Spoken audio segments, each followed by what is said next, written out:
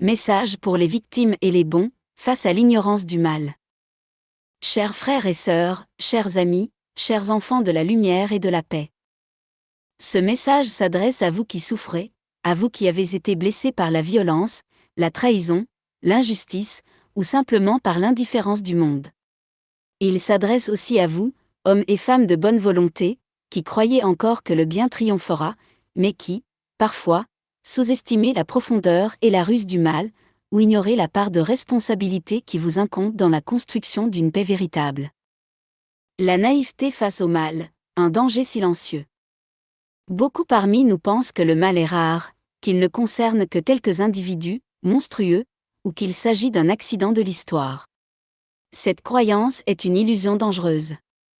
Le mal n'est pas seulement l'œuvre de quelques criminels isolés, il est un courant souterrain, une force qui s'infiltre partout où la vigilance faiblit, où l'ignorance règne, où la peur et l'égoïsme prennent le dessus.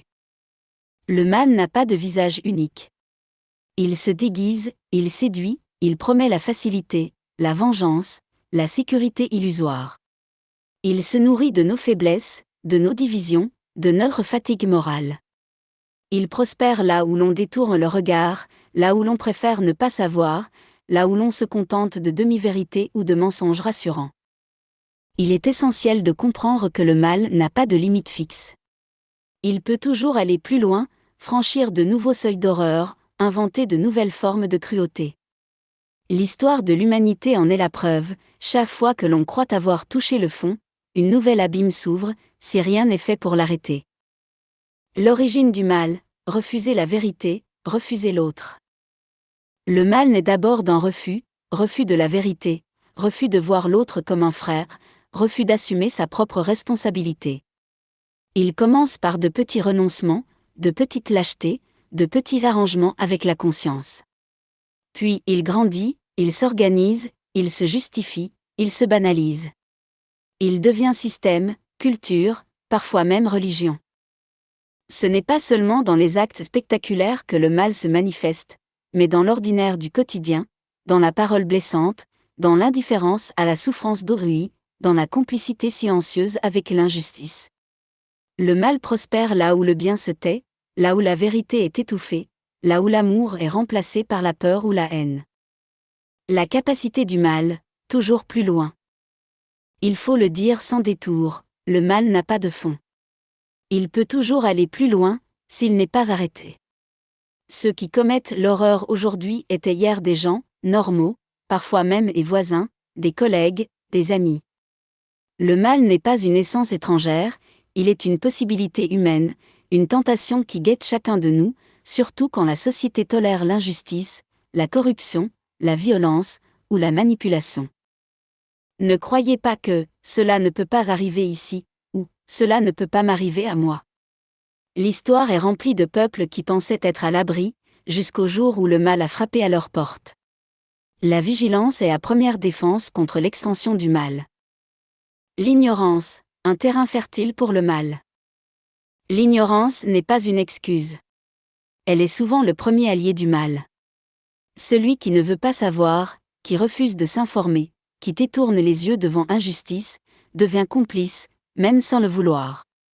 L'ignorance permet au mal de grandir dans l'ombre, de s'organiser, de frapper plus fort. Il est de notre devoir de chercher la vérité, même quand elle dérange, même quand elle fait peur. Il est de notre devoir d'ouvrir les yeux, d'écouter les victimes, de comprendre les mécanismes du mal pour mieux les combattre. L'éducation, la mémoire, le témoignage sont des armes puissantes contre l'ignorance et la répétition de l'horreur. La paix, un devoir, pas un don. Beaucoup rêvent de paix, mais peu sont prêts à en payer le prix. La paix n'est pas un état naturel, ni un cadeau tombé du ciel. Elle est le fruit d'un effort constant, d'une vigilance de chaque instant, d'un engagement personnel et collectif. Elle exige le courage de dire non au mal, de dénoncer l'injustice, de protéger les plus faibles, de pardonner sans oublier, de reconstruire sans relâche. La paix commence en chacun de nous, dans la façon dont nous traitons nos proches, nos voisins, nos adversaires. Elle se construit dans la justice, dans la vérité, dans le respect de la dignité de chaque être humain. Elle se défend par l'éducation, par la solidarité, par la résistance à la haine et à la peur. Votre devoir, devenir des veilleurs. Vous qui écoutez ce message, vous avez un devoir, celui de ne pas rester passif, de ne pas vous contenter de souhaiter le bien sans agir. Vous êtes appelés à devenir des veilleurs, des sentinelles de la paix, des artisans de la justice. Cela commence par de petits gestes, refuser la rumeur, défendre la vérité, tendre la main à celui qui souffre, refuser la corruption, dénoncer la violence, protéger les innocents. Ne sous-estimez jamais la force de votre engagement, même modeste. Chaque acte de bonté, chaque parole de vérité, chaque geste de solidarité est une pierre posée sur le chemin de la paix. Le mal recule là où le bien avance, là où la lumière chasse l'ombre, là où l'amour triomphe de la peur. Aux victimes, votre douleur n'est pas vaine. À vous qui avez souffert, qui portez les cicatrices du mal, sachez que votre douleur n'est pas vaine. Elle est un cri qui réveille les consciences, un appel à la justice, un rappel de la dignité humaine. Ne laissez pas le mal vous voler votre humanité. Refusez la haine, refusez la vengeance, refusez de devenir à votre tour instrument du mal. Votre témoignage est précieux. Il éclaire le chemin de ceux qui veulent comprendre, il avertit ceux qui croient que le mal est loin d'eux. Votre courage inspire, votre résilience donne espoir. Vous êtes les gardiens de la mémoire, les semeurs de paix, même au cœur de la nuit. À tous les bons, l'heure de la maturité. Il est temps de sortir de la naïveté, de grandir en lucidité, en courage, en responsabilité. Le bien n'est pas la simple absence de mal, il est un combat, une construction, une conquête de chaque jour. Il exige de la force, de la persévérance, de l'intelligence, de l'humilité. Ne vous laissez pas endormir par les discours faciles, par les promesses de paix sans justice, par les illusions de sécurité sans liberté. Soyez exigeants envers vous-même, envers vos dirigeants, envers vos communautés. Refusez la médiocrité, refusez la lâcheté, refusez la complicité silencieuse. L'espérance, une force révolutionnaire. Malgré tout, gardez l'espérance.